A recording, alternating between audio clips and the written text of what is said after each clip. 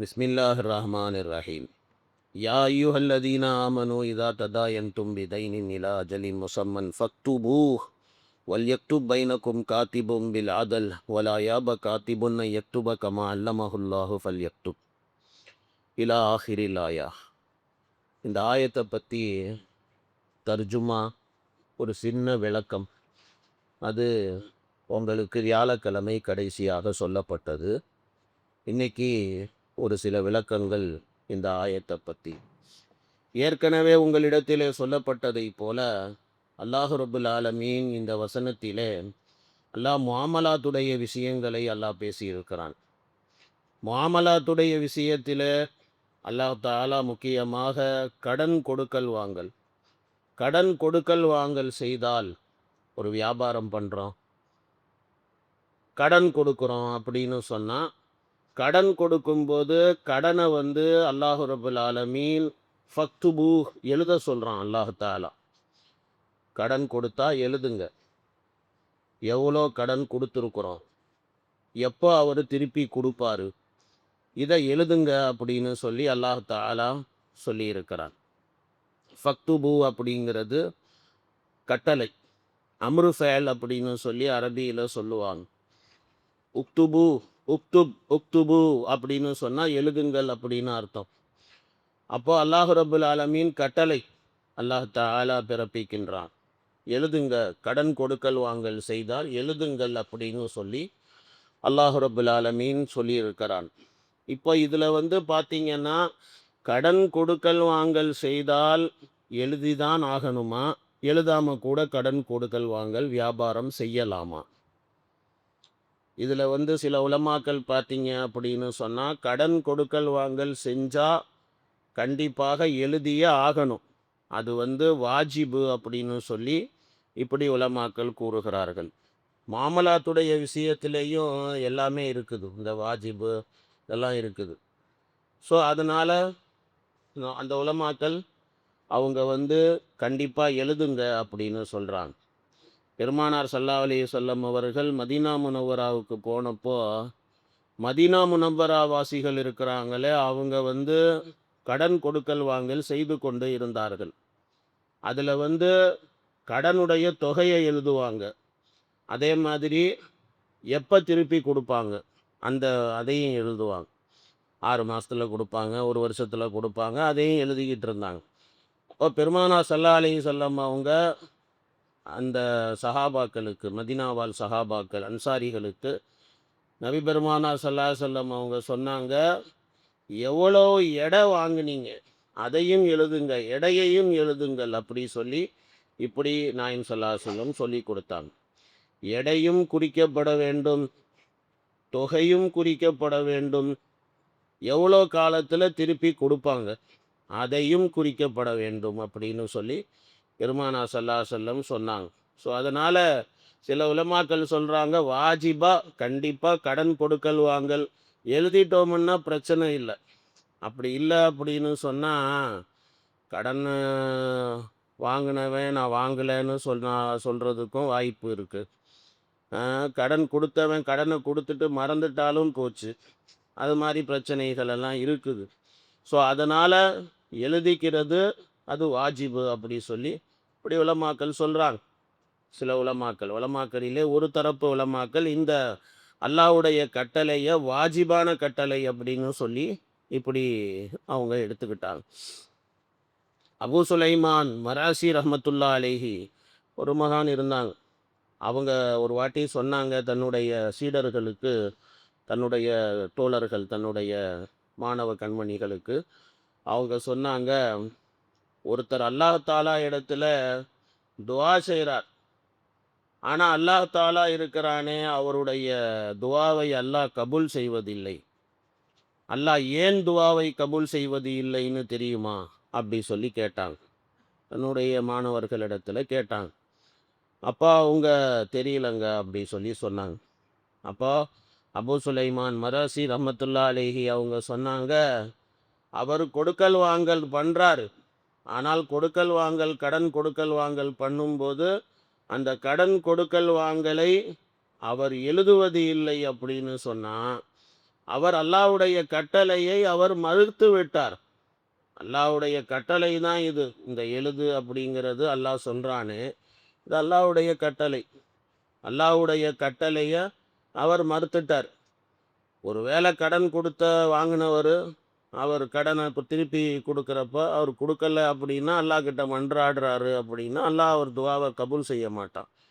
ஏய்யா, அல்லாஹ் சொன்ன கட்டளையை நீ ஏற்றுக்க மாட்ட, அதை நீ செய்ய மாட்ட, அப்புறம் உனக்கு பிரச்சனைங்கிறப்ப மட்டும் அல்லாஹ்வுடைய உதவி வேணும்னா எப்படி வரும்?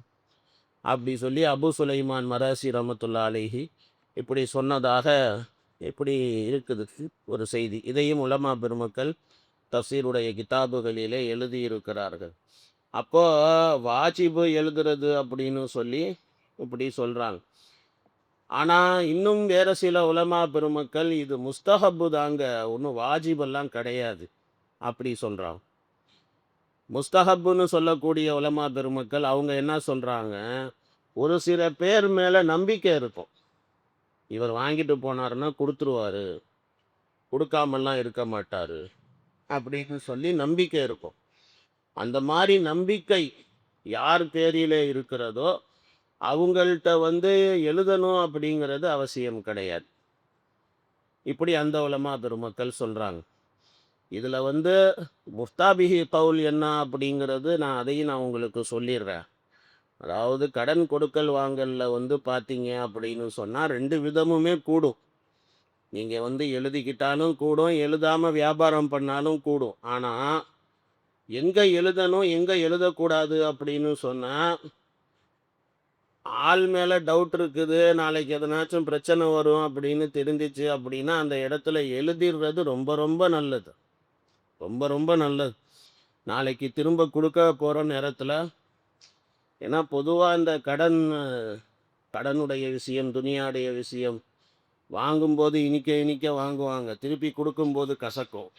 அதனால என்ன பண்றது அப்படின்னா, அந்த மாரி சந்தேகமான ஆளுங்க குடுப்பாங்களோ, இல்லையோ அப்படிங்கிறப்போ, அவங்கள்ட்ட வந்து அத வந்து எழுதிர்றது ரொம்ப நல்லது. நம்பகமான ஆளுங்க, ரொம்ப வருஷமா நம்மள்ட்ட குடுக்கல் வாங்கல் பண்ணிக்கிட்டு இருக்காங்க. அதெல்லாம் பர்ஃபெக்ட்டான ஆளுங்க. இவங்கள வச்சு தான் வியாபாரமே நடக்குது அப்படின்னு சொல்லி, அந்த அந்த மாரி இருந்தா கூட எழுதுறது நல்ல விஷயம் தான்.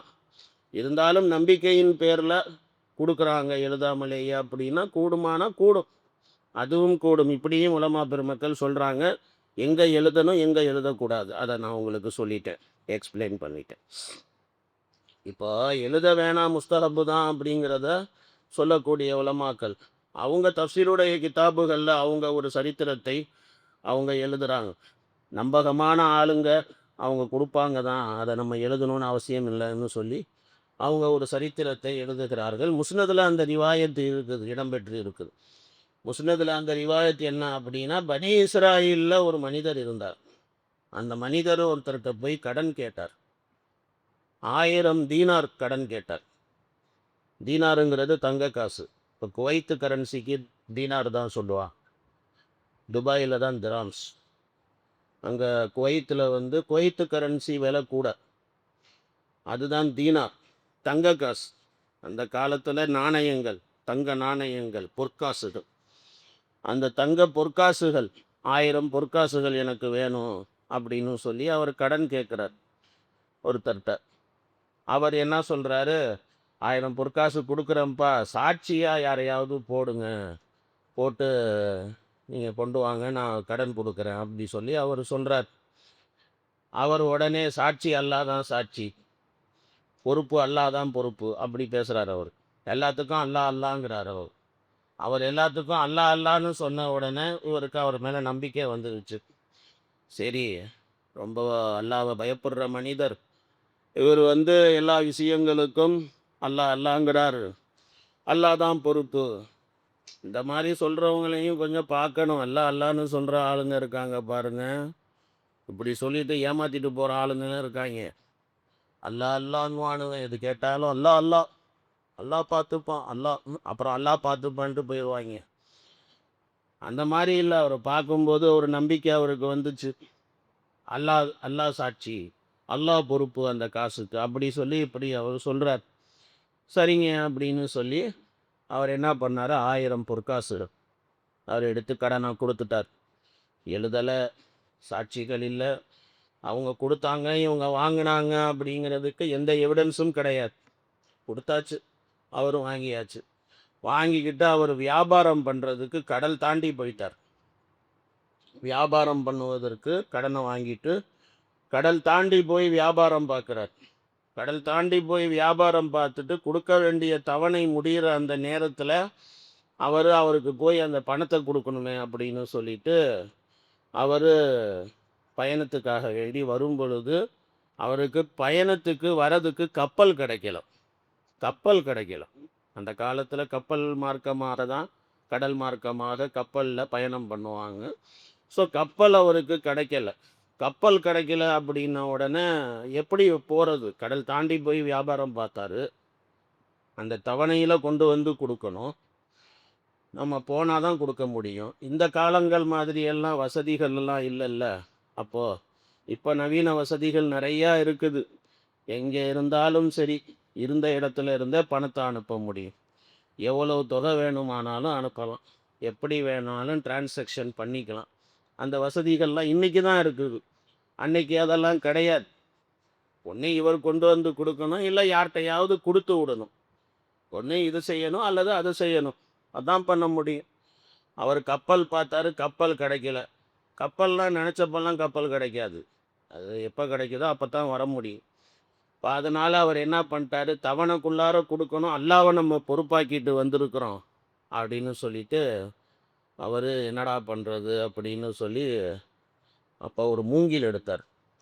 மூங்கிலை எடுத்து அதை நடுவில் அதை கிழித்து அதை உள்ளுக்குள்ளார பவுலாக இருக்கும்ல, அந்த பவுலாக இருக்கிறதுல அந்த நாணயங்கள் 1000 நாணயங்களை உள்ளே போட்டு ஒரு கடிதம் ஒன்று எழுதினார்.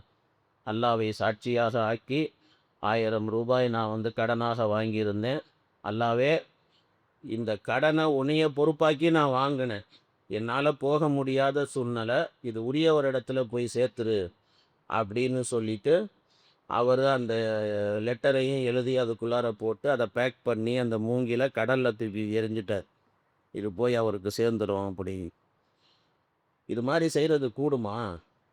அவர் செஞ்சாருன்னு சொல்லி வரலாறு இருக்குது. இப்படி செய்யலாமா? பாத்தியா ஓதிட்டு சொல்லிட்டு போயிடுவாங்க, நான் அன்றைக்கே தூக்கி போட்டேங்க, உங்களுக்கு சேரல அப்படின்னு சொல்லிட்டு போயிடுவாங்க. இந்த மாதிரி அவர் தூக்கி போட்டார். தூக்கி போட்டு அவர் கப்பல் கிடைக்குமா அப்படின்னு அதையும் பார்த்துக்கிட்டே இருக்கார். கப்பல் கிடைச்சா நேரில் போய் கொடுத்துர்லாம் அப்படி சார். அவர் தவணை முடிகிற தருவாயில் சரி அவர் வருவார், அவர் பணத்தை கொடுப்பாரு அப்படின்னு சொல்லி அவர் என்ன பண்ணுறாரு, கடற்கரையில் அவர் அங்கே எதிர்பார்த்துக்கிட்டு இருக்கார். ஒன்று அவர் வருவார் அல்லது பணத்தை யார்ட்டையாவது கொடுத்து விடுவார் அப்படின்னு சொல்லி அவர் அங்கே எதிர்பார்க்குறார். காலையிலேருந்து சாயங்காலம் வரைக்கும் எதிர்பார்க்குறார். காலையிலேருந்து சாயங்காலம் வரைக்கும் எதிர்பார்த்தா அவரும் வரல, யார்கிட்டையும் பணமும் கொடுத்து விடலை. அப்புறம் அவர் திரும்பிட்டார் வீட்டுக்கு. திரும்பி வர நேரத்தில் வழியில் ஒரு மூங்கிலை பார்த்தார், அது கரை ஓரமாக கடந்துச்சு. சரி, அந்த மூங்கிலை கொண்டு போய் அதை வெட்டி நம்ம ஏதாச்சும் பண்ணலாம் அப்படின்னு சொல்லி அந்த மூங்கிலை தூக்கிட்டு போனார். தூக்கிட்டு போய் அதை பொழந்தா உள்ளார காசுங்க, 1000 பொற்காசுகள். அதே பொற்காசுகள் இருந்துச்சு 1000. அவர் எவ்வளோ கடன் கொடுத்தாரோ அவ்வளோ. அதில் இந்த சீட்டும் இருந்துச்சு. அதை படித்து பார்த்தார். படித்து பார்த்துட்டு அப்புறம் அவர் கப்பல் பிடிச்சி, எப்போ கப்பல் கிடச்சிச்சோ கப்பல் பிடிச்சி சேர்ந்துட்டார். சேர்ந்து கடன் கொடுத்தவர்கிட்ட அவர் இப்போ கப்பல் கிடைக்கலைங்க, அதனால் வர தாமதம் ஆயிடுச்சு அப்படின்னு மறுபடியும் பணம் கொடுக்குறார். 1000 பொற்காசுகள் அது போட்டு விட்டது, அது வேற. அது இல்லாமல் அது சேர்ந்துச்சா இல்லையா என்ன யாருக்கு தெரியும். அதனால் அவர் மறுபடியும் காசு 1000 பொற்காசுகள் கொண்டு கொடுத்தார். அப்போ அவர் கேட்குறாரு, எனக்கு ஒரு மூங்கில் கிடச்சிச்சு, அந்த மூங்கிலுக்குள்ளார பணம் கடிதம் எல்லாம் இருந்துச்சு, அது நீங்கள் அனுப்புனீங்களா அப்படின்னு. ஆமாங்க, நான் தான் அனுப்புனேன், அது உங்களுக்கு சேர்ந்துருச்சா அப்படின்னு கேட்டார். ஆமாம், அது எனக்கு சேர்ந்துருச்சு, அப்புறம் எதுக்கு இதை வேற? இல்லை, அது சேர்ந்துச்சோ இல்லையோ தெரியல, சரி அதனால் நேரடியாக போய் நம்மளே கொடுத்துருவோம் அப்படின்னு சொல்லி கிளம்பி வந்தேன் அப்படின்னு சொல்லி அவர் சொன்னார். இந்த சரித்திரம் முஸ்னதில் இருக்குது. பெருமானார் ஸல்லல்லாஹு அலைஹி வஸல்லம் பனி இஸ்ராயலில் நடந்த அந்த சம்பவத்தை சொல்கிறாங்க, இருக்குது. முஸ்னதிலே இருக்குது. புகாரியில் கிட்டத்தட்ட ஒரு 6-7 இடங்கள்ல இந்த ரிவாயத்து, அது புகாரியிலேயும் இந்த இந்த இந்த அறிவிப்பு இடம்பெற்று இருக்கிறது. இப்போ உலமா பெருமக்கள் இந்த சம்பவங்களை எல்லாம் வச்சு என்ன சொல்கிறாங்க அப்படின்னா, கொடுப்பாங்க அப்படிங்கிற நாணயம் உனக்கு தெரிஞ்சிச்சு அப்படின்னு சொன்னால் நீ எழுதாமல் போ, அது ஒன்றும் இல்லை, முஸ்தஹப்பான கட்டளை தான் இது அப்படி சொல்லி இப்படி சொல்கிறாங்க. அதுதான் நான் உங்களுக்கு சொல்லிட்டேன், எங்கே பணம் வருமோ வராதோங்கிற சந்தேகம் இருக்குதோ அங்கே எழுதி பணம் கொடுக்கறது நல்லது. எழுதி பணம் கொடுத்தீங்க, இல்லை எழுதி பொருளை விற்றீங்க அப்படி சொன்னால் அவர் நாளைக்கு மறுக்க முடியாது, நான் இதை செய்யலை, நான் வாங்கலை அப்படி சொல்ல முடியாது. அப்போ அந்த பணத்தை வந்து நம்ம திரும்ப வாங்கிக்கலாம், வாங்குறதுக்கு வழிகள் இருக்குது. அப்படி இல்லைன்னு சொன்னால் வாயில் போட்டு போயிடுவாங்க, எனக்கு என்ன இருக்காங்க. அதனால் மாமலாத்துடைய தீனுடைய விஷயத்தை எழுத சொல்லி அல்லாஹ் சொல்லாட்டியும் துனியாவுடைய விஷயத்தை அல்லாஹ் எழுத சொல்கிறான். ஏன்னா அல்லாஹ்வுக்கு தெரியும், அல்லாஹ்வுடைய மஹ்லூக்காத்துகளில் மனிதர்கள் எப்படி எப்படிப்பட்ட மனிதர்கள் எல்லாம் வரப்போகிறாங்க அப்படிங்கிறது அல்லாஹ்வுக்கு தெரியும். அதனால் அல்லாஹ் என்ன சொல்கிறான், எப்பா ரொம்ப நல்லவங்கெல்லாம் வருவாங்க பின்னால், அதனால் வெளுத்ததெல்லாம் பாலுன்னு நினச்சிக்காத, ஃபக்துபு எழுது, வல்யத்து பைனக்கும் காத்திபும் பில் அதல், நியாயமாக எழுது அப்படி சொல்லி இப்படி அல்லாஹ் ரப்புல் ஆலமீன் இருக்கிறானே கட்டளை இடுகின்றான். இன்னும் விளக்கம் சொல்லணும் இந்த ஆயத்துக்கு, இன்ஷா அல்லாஹ் பார்ப்போம், நாளைக்கு கொஞ்சம் விளக்கம் சொல்லு. சுப்ஹானல்லாஹி